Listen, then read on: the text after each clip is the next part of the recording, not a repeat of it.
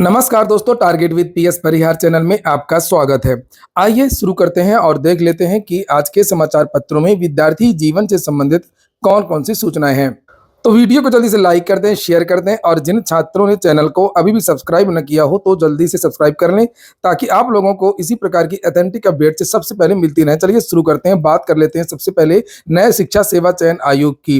नए शिक्षा सेवा चयन आयोग को लेकर के विद्यार्थियों में बहुत ज़्यादा असमंजस है टीजीटी पीजीटी एग्जाम को लेकर के कि आखिरकार ये एग्जाम कब होगा और क्या जो विद्यार्थियों ने आवेदन किया था ये विज्ञापन निरस्त होगा, नया विज्ञापन आएगा, किस तरीके से पद जोड़ेंगे।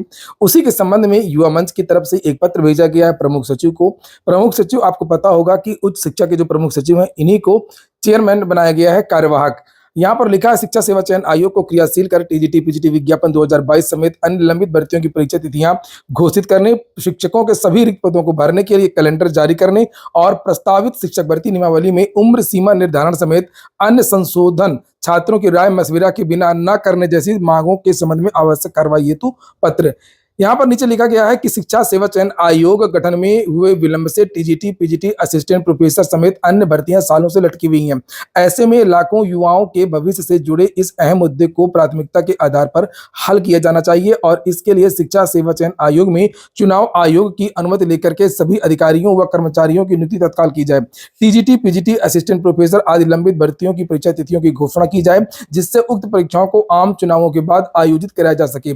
लंबित भर्तियों के चयन प्रक्रिया में बदलाव को लेकर के युवाओं में ऊहापोह की स्थिति बनी हुई है, इसे तत्काल आयोग को स्पष्ट करना जरूरी है। छात्रों की मांग है कि लंबित भर्तियों की चयन प्रक्रिया में बदलाव न किया जाए क्योंकि इससे अनावश्यक रूप से देरी हो सकती है।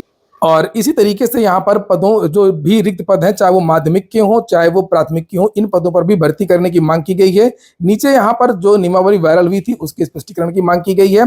लिखा है कि अशासकीय विद्यालयों में शिक्षक भर्ती हेतु प्रारूप नियमावली 2024 वायरल हुई है। इसमें उम्र सीमा निर्धारण समेत कई बदलाव किए गए हैं। अभी तक शासन और शिक्षा सेवा चयन आयोग द्वारा इस वायरल प्रारूप नियमावली का खंडन नहीं किया गया है, जिससे युवाओं में नाराजगी है। छात्रों की मांग है कि अशासकीय माध्यमिक विद्यालयों की शिक्षक भर्ती में सभी आयु वर्ग के युवाओं को पूर्व की भांति अनुमति बरकरार रखी जाए। इसके अलावा अन्य बदलाव छात्रों से राय मशविरा के बाद ही किए जाएं, जैसे साक्षात्कार इत्यादि की बात की गई है। और ये पत्र भेजा गया है, राजेश सचान संयोजक है युवा मंच के। तो ये पत्र जो है मुख्यमंत्री को भी भेजा गया है और प्रमुख सचिव उच्च शिक्षा विभाग इनको भी भेजा गया है। अगली सूचना है, सीयूईटी यूजी में आवेदन की तिथि 31 मार्च तक बढ़ा दी गई है। जिन विद्यार्थियों को बीए बीएससी इत्यादि करना है केंद्रीय विश्वविद्यालयों में, उन विद्यार्थियों के लिए सीयूईटी का एग्जाम देना अनिवार्य रहता है। इसकी जो लास्ट डेट है वो 31 मार्च तक बढ़ा दी गई है। तो विद्यार्थी इसे याद रखें, जिन विद्यार्थियों ने अभी तक आवेदन ना किया हो तो विद्यार्थी आवेदन कर सकते हैं। अगली सूचना है एक और पेपर लीक की। पेपर लीक मैंने जैसे कि कल ही बताया था, केवल ये एक प्रदेश की समस्या नहीं है, ये पूरे देश की समस्या हो गई है। सीआईएससी बोर्ड का एक और पेपर गायब हो गया। 12वीं कक्षा की मनोविज्ञान परीक्षा से एक दिन पहले सीआईएससीई ने मंगलवार को एक केंद्र पर प्रश्न पत्र का पैकेट खो जाने का हवाला देते हुए स्थगित कर दिया है। साथ ही बोर्ड ने घोषणा की है कि अब 4 अप्रैल को दोपहर 2 बजे मनोविज्ञान विषय की परीक्षा आयोजित की जाएगी। इसके पहले भी इसका पेपर लीक हो चुका है इस बोर्ड का, यहाँ पर उसके बारे में लिखा भी है। देखिए, इससे पहले प्रश्न पत्र लीक की खबरों के बीच में 26 फरवरी को सीआईएससीई ने अप्रत्याशित परिस्थितियों का हवाला देते हुए 12वीं रसायन विज्ञान की परीक्षा स्थगित कर दी थी। हालांकि बोर्ड ने पेपर लीक की पुष्टि नहीं की है, लेकिन समाचार पत्रों के माध्यम से जानकारी दी गई थी कि रसायन विज्ञान का भी, केमिस्ट्री का पेपर भी लीक हो गया था, जिसकी वजह से इसे रद्द किया गया। अगली सूचना उत्तर प्रदेश लोक सेवा आयोग की है। लिखा, यूपीएससी की वेबसाइट पर मिलेंगे कई भर्तियों के प्रश्न पत्र। उत्तर प्रदेश लोक सेवा आयोग से होने वाली कई भर्तियों के प्रश्न पत्र वेबसाइट पर जारी किए गए। इससे प्रतियोगियों को प्रश्न पत्र खरीदने की जरूरत नहीं होगी, वे आयोग की वेबसाइट इसे डाउनलोड करके पढ़ाई कर सकते हैं। आयोग की ओर से यह पहल करीब 1.5 वर्ष पहले हुई थी। अब तक वेबसाइट पर 125 प्रश्नों को अपलोड कर दिया गया है। सबसे ज्यादा पीसीएस और पीसीएसजे के कई वर्षों के पुराने प्रश्न पत्र इस पर मिल जाएंगे। राज्य इंजीनियरिंग सेवा की भर्ती पिछले 3 वर्ष से नहीं आई है। इस भर्ती के जरिए कई विभागों में सहायक अभियंता एई का चयन होता है। इसकी पिछली भर्ती 2021 में आई थी। इस दौरान सिविल, मैकेनिकल समेत 9 ट्रेड में भर्तियां हुई थी। इन सभी के प्रश्न पत्र आयोग की वेबसाइट पर इसी महीने अपलोड कर दिए गए हैं। इसके अलावा 2019 में हुई भर्ती के प्रश्न पत्र भी अपलोड कर दिए गए हैं। तो जो विद्यार्थी इन भर्तियों की तैयारी कर रहे हैं वो विद्यार्थी जाकर के पुराने प्रश्न पत्र देख सकते हैं। उत्तर प्रदेश लोक सेवा आयोग चाहे जितना ये सब कर ले, सबसे मेन चीज होती है कि आप लोग जो अधियाचन आए हैं उनके विज्ञापन निकालिए, समय से पेपर करवाइए, पूरी भर्ती पारदर्शी तरीके से होनी चाहिए, पेपर लीक ना हो। तब माना जाएगा कि उत्तर प्रदेश लोक सेवा आयोग ने सुधार किया है। शिक्षकों को राहत दे दी गई है, कापियां ले जाने में नहीं लगेगी शिक्षकों की ड्यूटी। अब बोर्ड की कापियों के बंडल को क्षेत्रीय कार्यालयों में को भेजने में शिक्षकों की ड्यूटी नहीं लगाई जाएगी। माध्यमिक शिक्षा परिषद ने इसका निर्देश जारी कर दिया है। माध्यमिक शिक्षा परिषद के सचिव दिव्यकांत शुक्ला ने सभी डीआईओस को पत्र भेज करके कहा है कि मूल्यांकन केंद्र से मूल्यांकन के बाद कापियों के बंडल को क्षेत्रीय कार्यालयों में भेजने के लिए शिक्षकों की ड्यूटी न लगाई जाए। वहीं पर वाराणसी के शिक्षक धर्मेंद्र कुमार की मुजफ्फरनगर में हत्या के बाद शिक्षकों की मांग पर शासन ने इस मामले में असाधारण पेंशन स्वीकृति कर दी है। अब धर्मेंद्र कुमार की पत्नी को उनके मूल वेतन के बराबर पेंशन दी जाएगी।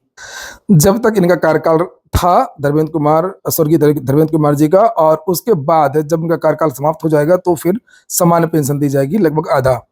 अगली सूचना यूपी बोर्ड की है, गलत प्रश्न पत्र की है। लिखा है कि हाई स्कूल गणित में मुफ्त में सबको मिलेंगे 2 अंक।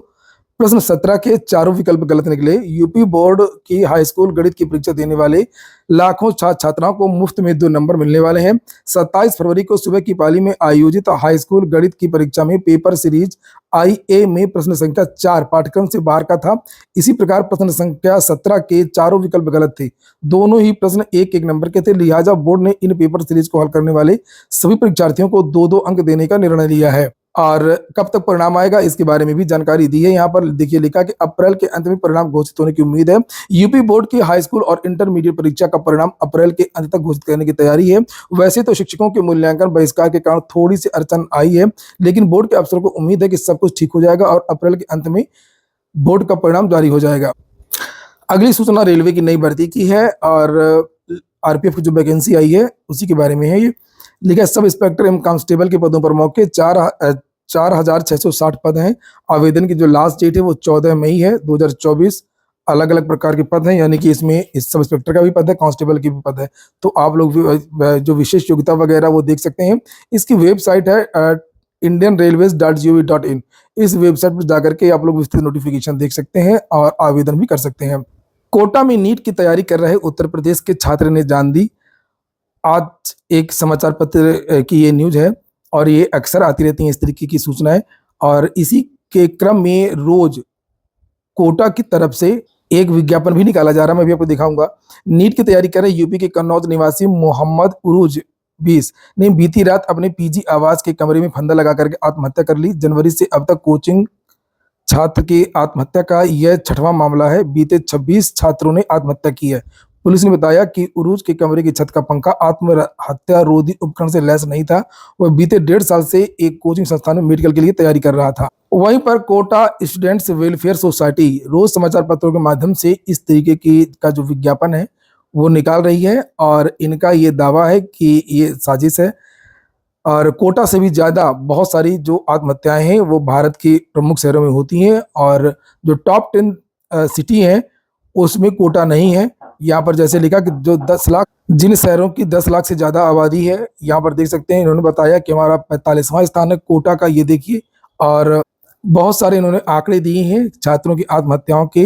राष्ट्रीय अपराध रिकॉर्ड ब्यूरो के बहुत सारे आंकड़े दिए हैं और यहाँ पर इन्होंने बताया भी है कि यहाँ पर छात्रों को क्या क्या सुविधाएं मिलती हैं, किस तरीके से काउंसलिंग की जाती है, क्या चीज़ें होती हैं। खैर जो भी है बहुत चिंताजनक। ये हो गया आज का वीडियो आपको अच्छा लगा हो, आपके काम का हो तो लाइक कर दें। जिन छात्रों ने चैनल को सब्सक्राइब न किया हो सब्सक्राइब कर लें। पूरा वीडियो सुनने के लिए बहुत बहुत धन्यवाद।